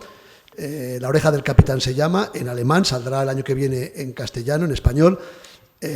Gisbert Haes, que es uno de los grandes autores de novela histórica europeos, es alemán, y estuve con él hace un mes y me dijo que salía en Alemania una novela suya sobre Blas de Lezo. No se la pierdan, porque un alemán, hablando de un teniente general de la Marina Española que derrotó a los ingleses en Cartagena de Indias, tiene que ser la bomba, ¿no? Bueno, Blas de Lezo sería el prototipo del héroe a su pesar, porque es un personaje extraordinario y nosotros en este país somos muy dados a denostar nuestra historia. Independientemente, yo no soy militarista, a mí el ejército, pues cuanto más lejos mejor, ¿no? Pero este hombre es un héroe en el sentido, insisto, salvando el presentismo, en el sentido histórico de la palabra. Blas de Lezo derrota en julio de 1741. Él había participado en muchos combates, nunca perdió una batalla, ¿no? Un gran estratega, una gran capacidad, un verdadero hombre ingenioso en ese sentido, ¿no? Había derrotado a los franceses, a los ingleses, había participado en muchísimas batallas. En Cartagena de Indias murió a los pocos meses. Le faltaba una pierna, le faltaba un brazo y le faltaba un ojo. Era manco, cojo y tuerto. Se parecía a Nelson, ¿no? Bueno, Nelson fue derrotado varias veces. Sí, pero que también era cojo, manco y tuerto. Bueno, manco. Nelson perdió varias batallas. Ganó una batalla, que por cierto murió cuando comenzó la batalla, con lo cual la ganó realmente Collingwood, ¿no? Su segundo de a bordo. Nelson muere en la batalla de Trafalgar. Comienza la batalla, recibe un disparo y muere. Nelson es repatriado, su cadáver, a Londres. Y en noviembre, a fines de noviembre de 1805, un mes después de la batalla de Trafalgar, le hacen uno de los mayores homenajes a un héroe, en el sentido que les digo, histórico, de Inglaterra. 1000 navíos recorren todo el Támesis en el entierro del cadáver de Nelson, el gran héroe. Se le levanta la columna en Trafalgar Square. Está enterrado en Westminster con los héroes, los mayores héroes, los mayores reyes de Inglaterra. ¿Saben dónde está enterrado Blas de Lezo? No se sabe. Nadie lo sabe. Blas de Lezo, Nelson, murió en la batalla de Trafalgar, donde se hundieron 8 o 9 barcos españoles, navíos de línea. ¿Saben cuántos barcos hundió Blas de Lezo en la defensa de Cartagena de Indias? 150. Y eran 600 soldados. 150 barcos, eran 180 barcos en los que manda el rey Jorge con su almirante Vernon a tomar Cartagena de Indias. Tomar Cartagena de Indias suponía tomar el puerto más importante de la costa de América del Sur y, por tanto, cortar buena parte del tráfico comercial de las mercancías de América hacia España y seguramente controlar pues buena parte de América del Sur y de las colonias españolas. Blas de Lezo defendía, con algunos más, con unos 2.500 hombres, Cartagena de Indias. La armada de Vernon eran 30.000 hombres y 180 barcos. El rey Jorge ordena acuñar una moneda en la cual se ve a Blas de Lezo de rodillas entregando las llaves de Cartagena de Indias a el almirante Vernon. Estaban tan seguros de la victoria que acuñaron la moneda antes de la batalla. Bueno, la paliza que le da a los ingleses Blas de Lezo, este vasco, en Cartagena de Indias es tremenda. Les hunde 150 barcos, les destruye todo el ejército. Bueno, una paliza tremenda. Los ingleses han obviado ese episodio de su historia, porque es la mayor derrota de la historia naval de Inglaterra. Y fíjense la que han montado con Trafalgar. Y cuento, si me permiten, una anécdota rapidísima. Yo escribí una novela llamada Trafalgar, sobre la batalla, ¿no? La publiqué en el año 2002. En el verano del 2005 me llamó un militar importante que era pues ayudante del ministro Bono, José Bono, aquel ministro del PSOE que entonces era ministro de Defensa, ¿no? Que fue presidente de Castilla-La Mancha, luego ministro e incluso presidente de las Cortes, ¿no? Y me invitaron, ojo, a que acudiera en octubre de ese año, el 21 de octubre, a celebrar el 200 aniversario de la batalla de Trafalgar. Y le dije, hombre, no creo que un ejército como el español celebre las derrotas, pero vamos, si usted quiere, se enfadó mucho, ¿no? Hicieron un acto en el Cabo de Trafalgar con la Marina Española. Los franceses no fueron, evidentemente, y los británicos sí. ¿Saben qué navío enviaron los británicos a esa parada militar que hubo frente al Cabo de Trafalgar en noviembre de 2005? Pues no.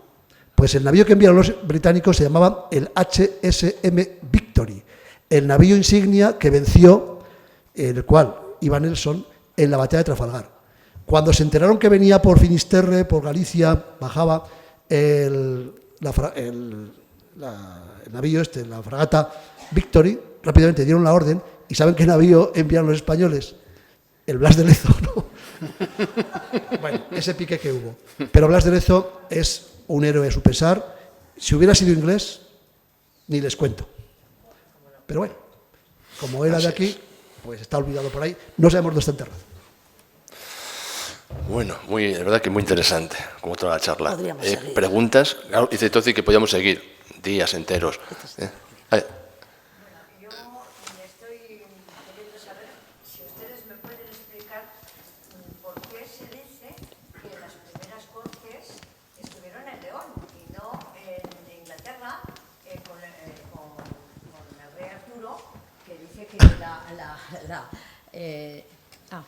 con el rey Arturo, los caballeros de la tabla redonda, donde se reunía, sí. O sea, el rey no era autoritario, sino que se reunía con sus caballeros para hablar de las luchas y de la gobernanza de la parte que entonces era inglesa, ¿no? Porque Escocia estaba por otro lado. Pero en España creo que cuando Castilla tiene su reino y Aragón tiene el suyo, por lo visto, antes que el rey Arturo, estuvieron unas cortes muy democráticas, llamémoslas así, en León. ¿Saben algo? ¿O han podido ver algo? He hecho algún artículo. Es que Arturo no existió, es un mito. Ya, bueno, es una novela. Sí, pero el rey del que sale esa novela, que no sé cómo se llama. Los leoneses dicen que las primeras cortes, lo democrático hay que ponerlo, no con comillas, simplemente no ponerlo, ¿no? Dicen que fueron las Cortes de León de 1188. En realidad lo que hay en León en 1188 es una curia regia, es decir, una reunión de consejeros nobles del rey para asesorarle en el gobierno del reino. La primera vez que está documentado en Europa, en lo que es Europa, que se reúnen hombres libres para decidir el gobierno de su tierra, es una asamblea que tiene lugar en el año 1000, es redondo, en el año 1000 en un desfiladero que hay en Islandia, que se llama el Al-Thing, el desfiladero de todas las cosas, ¿no? Bueno, allí hay un desfiladero, un cortado, es una se puede visitar ahora en plan turístico.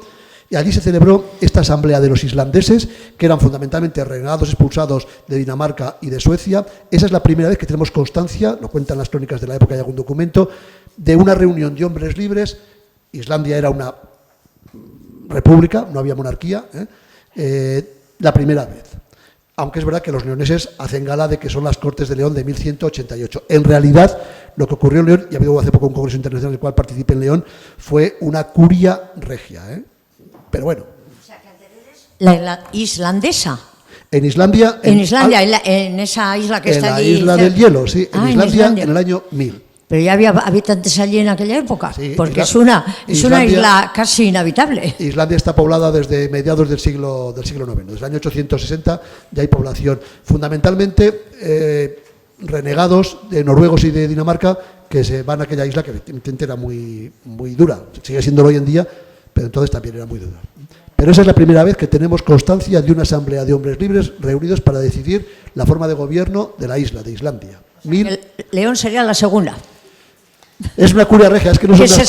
Que se sepa. Que se sepa, sí. Pues ya me alegro mucho que sea León. Gracias. ¿Alguna pregunta más? ¿Alguien levanta la mano? Allí, por favor. Sí. Un momento, por favor, que le entra un micrófono y se escucha bastante mejor. Adelante. Quiero preguntar que por qué Sancho III el Mayor, siendo rey de Navarra, siempre se dice así, de Pamplona, está enterrado en Frías. ¿En Frías? En Frías. Yo he ido a Frías y me han dicho que ahí está la tumba Vaya, pues es la de tercera Sancho tumba III que el Mayor. Conozco.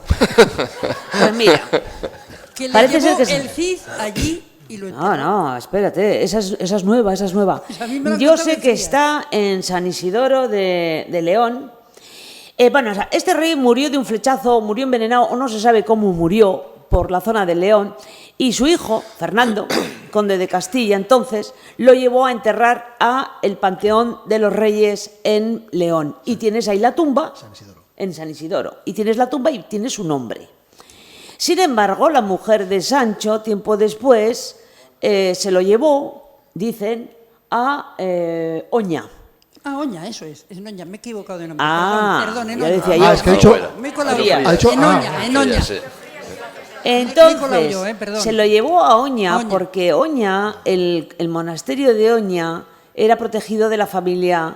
El monasterio de Oña se construyó, se edificó para una hermana de la mujer de Sancho III el Mayor, Frigidia, o Frigida, o un nombre extraño como indio. Y entonces, Frigidia. Es germánico. Sí. Bueno, pues allí estaban enterrados los padres de Doña Mayor y estaba enterrado el infant García. Así que parece ser que Doña Mayor se llevó el cadáver de León, se lo llevó a Oña y pusieron también la lápida. Si tú vas a San Isidoro de León, te explicarán que allá está Sancho. Y si vas a Oña, pues también está allí. Y es Perdón, que me la he equivocado capacidad de yo, pero era ubicación Oña, que tenemos los vascos es la pera. Podemos estar en dos sitios a la vez. ¿Alguna pregunta más? Ahí hay un señor que quiere A preguntar. ver, ¿a dónde? Al final. Sí, al final. Perdona, Toti, una puntualización. El desembarco o el Lurreratzea que se hace en Guetaria se hace cada 4 años, no todos los años. ¿El qué? ¿Él? Lo El de... desembarco. Lo de Guetaria. Se hizo el año pasado. Que es una broma. Toca el 20. Es una broma. Creo que hay Detrás detrás, tienes hay detrás, otro. perdona, detrás de esa señora hay otro. Pues ya sabéis, cada 4 años, estar atentos. Es el de El de azul, al- creo que es. No. no. Vale. Bueno.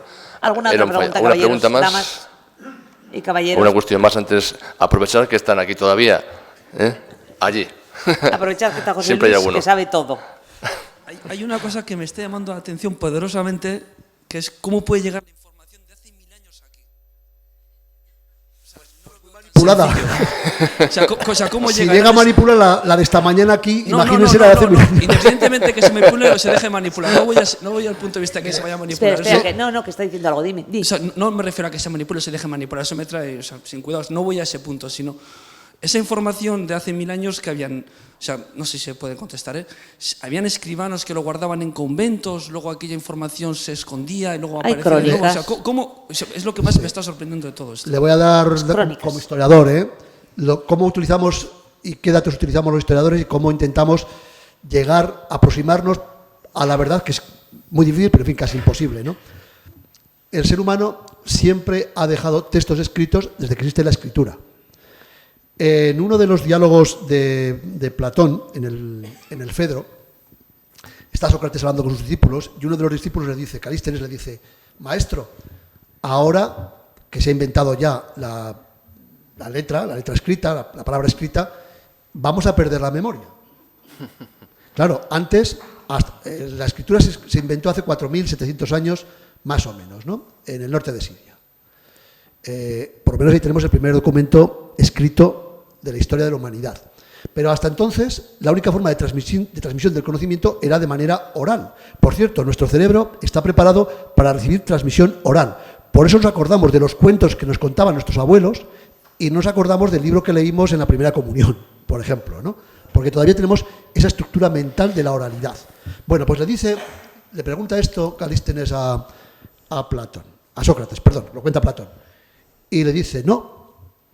Dice, precisamente hemos inventado la escritura, las palabras escritas, porque los libros, es decir, donde guardamos las palabras escritas, son, claro, lo dijo en griego Sócrates, ¿no? Dice, son fármacon tennemes kai Sofía.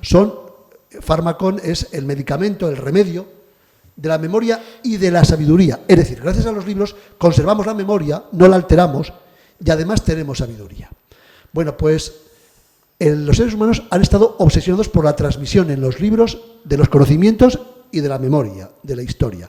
Otra cosa es cómo han aparecido esas crónicas, esos textos.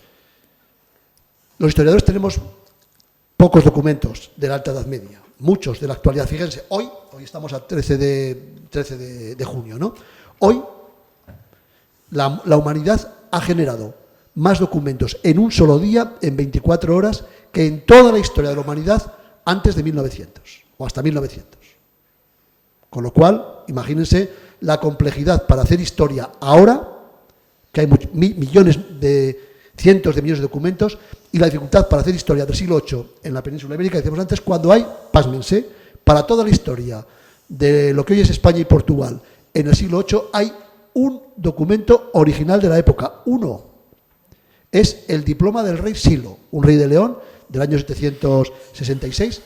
Es un documento del tamaño de una tarjeta de visita, con 4 líneas, que parece que era la compraventa de un campo en las tierras de la Liébana. Todo lo demás son crónicas escritas, copiadas, muy tergiversadas. Bueno, son 3 crónicas las que hay para esa época, ¿no? Más las crónicas islámicas. En las crónicas se busca una intencionalidad política, justificar un momento, con lo cual no estamos muy seguros. Además hay tan pocas de esa época, no estamos muy seguros. ¿Dónde se han conservado? Fundamentalmente en monasterios.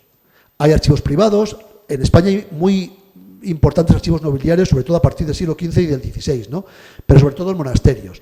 Muchas de estas crónicas son crónicas copiadas en el siglo XI, de crónicas que se escribieron en el año 800.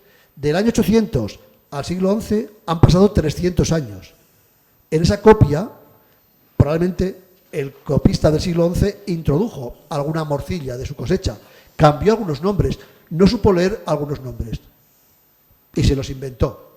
Hay muchas crónicas que hablan de Siracusa y la confunden, por ejemplo, con César Augusta, con Zaragoza, porque el cronista no sabía que era Siracusa y ponen Zaragoza en Sicilia, por ejemplo, ¿no? Bueno, hay más documentos, hay restos arqueológicos, las piedras no hablan, pero están ahí, el arqueólogo las puede interpretar. Ahora, ¿cómo interpretas una lápida funeraria donde hay simplemente un signo que es una estrella de 5 puntas? ¿Cómo interpretas un signo que parece una parrilla, por ejemplo? ¿Cómo interpretas 3 estrellas que hay en una teja del siglo XII? Es muy difícil. Y los documentos están manipulados desde el principio, pero ahí se han conservado, fundamentalmente en monasterios y ahora en archivos. Pero ya les digo, muy complicado hacer historia porque nos tenemos... Decía Ferdinand Brodel, uno de los grandes historiadores franceses, no escribió una sola línea de novela, de ficción, todo lo que escribió era historia. Decía que el instrumento más importante del historiador tiene que ser la imaginación, lo decía Tutti, ¿no?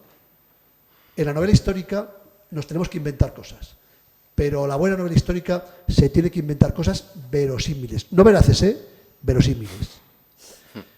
Los documentos son tan escasos, sobre todo para la Alta Edad Media, están tan manipulados, han pasado un proceso de creación, de manipulación, de alteración tan raro que no conocemos, que no nos queda más remedio que aplicar a veces la imaginación. Y esto lo dice un historiador también. Pero en el año 1000 ya no es la Baja Edad Media, ¿no? ¿O sí? Todavía es Baja Edad Media, ya hay más documentos, hablo del siglo VIII, pero fíjense, para ese momento en el cual han llegado unos cuantos musulmanes a la península ibérica y se produce todo eso que hablábamos de Íñigo Arista y demás, para todo ese siglo, para un siglo entero, tenemos un documento de 4 líneas. Sobre una venta de una huerta. Sobre una venta de un prado en la actual Líbana, ¿no? Lo demás son varias crónicas, 3 crónicas cristianas y 22 crónicas musulmanas, escritas más tarde o copiadas más tarde, que imagínense lo que inventan, ¿no? Miren, cuando se inventa la batalla de Covadonga en el año 880... Esto de la batalla de Covadonga le encanta. Sí, es que es una de las... A un pobre cronista, mejor dicho, el cronista, que es el que hemos dicho antes, Sebastián, el sobrino del rey de Alfonso III, le encarga a un joven monje que copie un texto. Dice, bueno, ¿cómo me invento yo la batalla? Dice, mira, copia este párrafo de la Biblia. Pueden leer las crónicas, están traducidas, están en latín, pero bueno, latín macarrónico de la Baja Edad Media, de la Alta Edad Media, pero las pueden leer. ¿Qué hace el cronista? El copista, perdón. El monje copista de León, de Oviedo, va copiando la Biblia. Y la batalla de Covadonga es la batalla de Gedeón contra los madaritas. Es exactamente igual. Incluso va copiando de tal manera, claro, donde pone Gedeón, pone Pelayo. Pero se olvida de una cosa.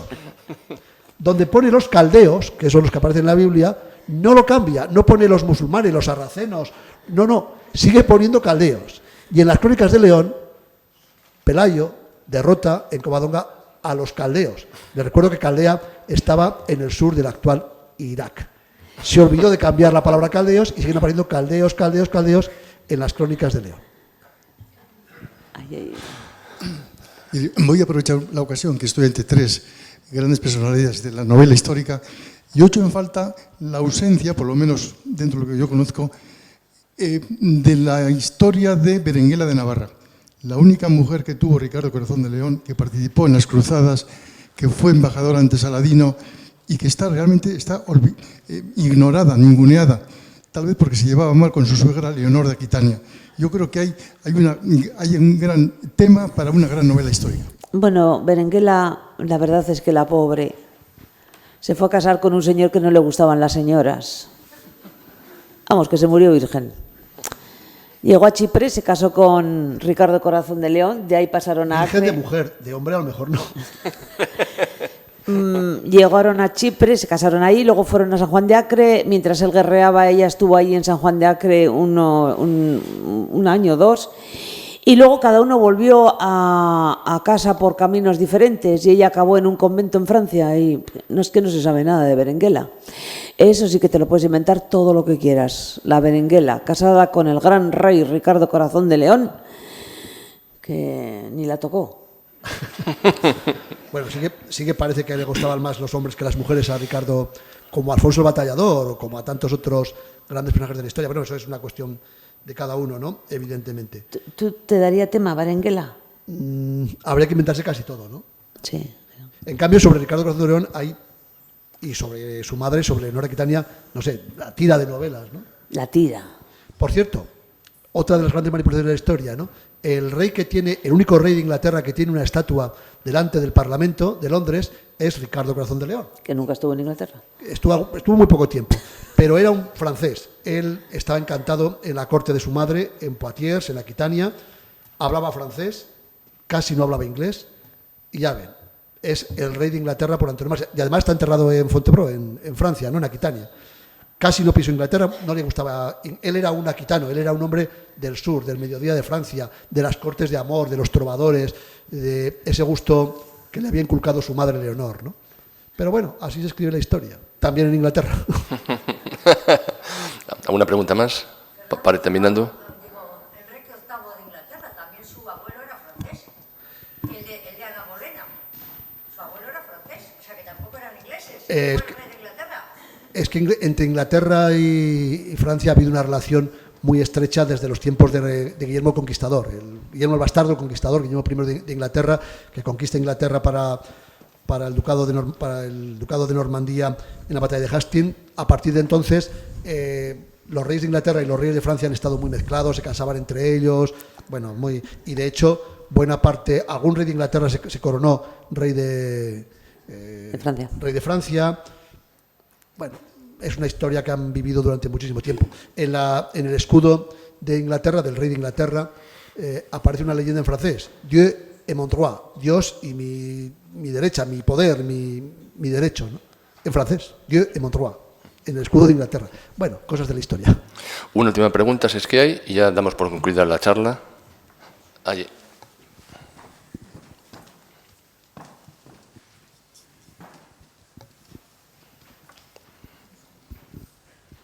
Adelante.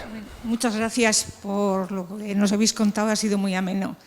Y bueno, solamente quería decir lo del Lezo que habéis comentado, que me sonaba de hace poquito a cuenta de lo de Ignacio González, que le habían puesto a la Operación Lezo. Vamos, yo decía, ¿quién será ese Lezo? ¿No? Y fue a raíz de eso simplemente que Sí. parece que ha reivindicado un poco, o que la gente le suene un poquito más, solamente era eso. Eso, ¿por qué le habrán puesto a eso en la operación? Parece que hay algún historiador en la OCU o eso, no sé. Pues habría algún historiador, sí, en la OCU, yo qué sé, o Vale, solo era eso, gracias. en la Guardia Civil, o yo qué sé. Muy bien, pues muchas gracias por venir. Un aplauso para nuestros dos invitados.